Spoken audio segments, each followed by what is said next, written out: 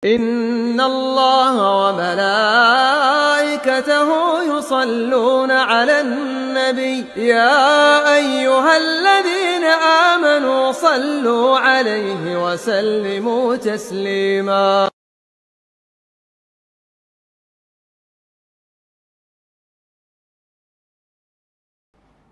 Para jemaah yang dirahmati Allah Subhanahu wa taala, kalau kita berbicara tentang mati, itu terdiri dari 4 huruf, M-A-T-I, mata yamutu mautan, mim waw ta alif.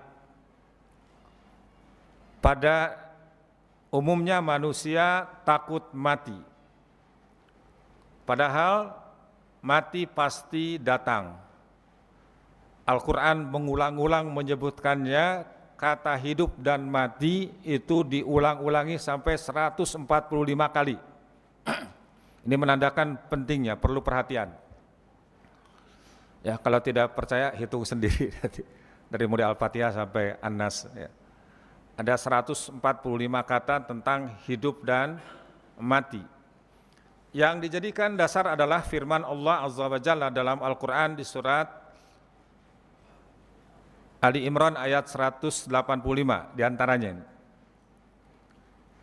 Ya. A'udzubillahi samil alim minasyaitonir rajim. Kullu nafsin za'iqatul maut wa innama tuwaffawna ujurakum yaumal qiyamah.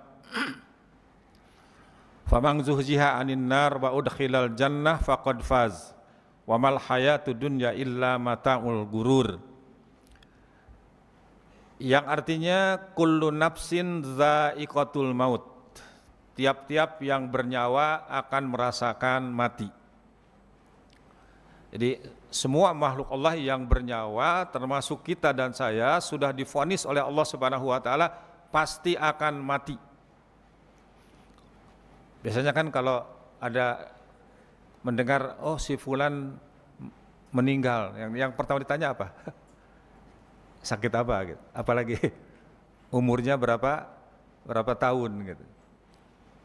Lupa bahwa yang ayat itu tidak berbunyi kullu maridin atau kullu suyukhin, setiap orang sakit atau setiap orang tua, tidak, tapi kullu nafsin, setiap yang bernyawa akan mengalami mati. Ya, kan sering terjadi masih di rahim ibunya meninggal. Ada yang selamat sampai lahir 1, 2, 3 hari sampai 10 hari meninggal. Ada yang ketika lahir mulus sampai remaja meninggal. Ada yang sudah tua belum meninggal juga. Ya, kadang-kadang bahkan ada orang yang sudah divonis mati yang memvonisnya mati duluan. Ya, saya ingat dulu kisah nyata, dengar langsung dari Ustadz Muhammad Sobari, Allah yarham. Ketika beliau ditahan di rutan Pondok Bambu, waktu itu satu rutan dengan tokoh PKI, Dr. Subandrio. Mungkin yang kepala-kepala 6 ingat, dulu ada pernah Dr. Subandrio itu diajukan ke Mahmilub, Mahkamah Luar Biasa. Saya ingat hakimnya itu Ali Said SH. Auditor militernya, penuntut umum itu namanya Durmawel. Ya. Namanya aja serem, Durmawel.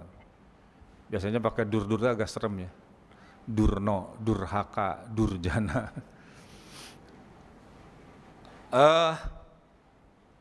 Pengacaranya waktu itu M. Tasrif, itu pengacara kondang pada waktu itu. Kata Ustadz Allah yarham, ketika dia mau berangkat ke pengadilan, yaitu pada putusan akhir, menunggu vonis hakim, dia begitu yakin dia akan bebas dari dakwaan.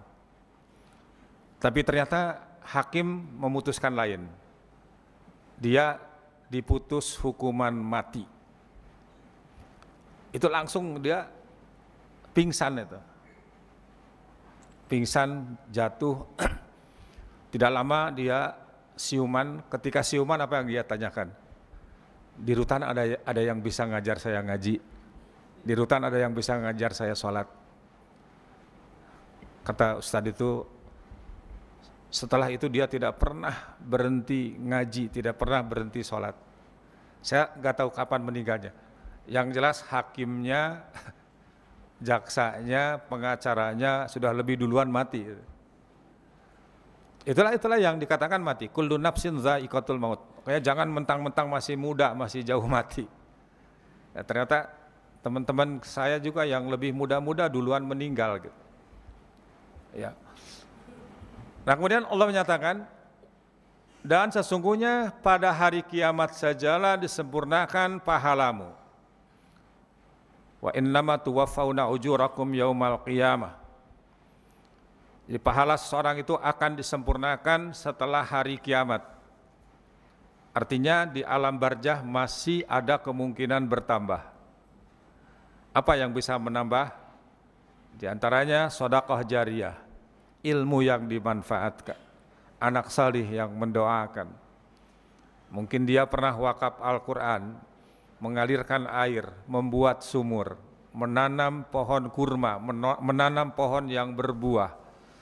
Apabila dia niatkan untuk sedekah, apabila dia sudah meninggal kemudian buahnya itu dimakan oleh orang lain, bahkan burung yang memakan buah itu akan memberikan pahala kepada dia. Dan masih kemungkinan akan berkurang. Mungkin dulu pernah menzalimi orang, mungkin dulu pernah punya utang yang belum diselesaikan.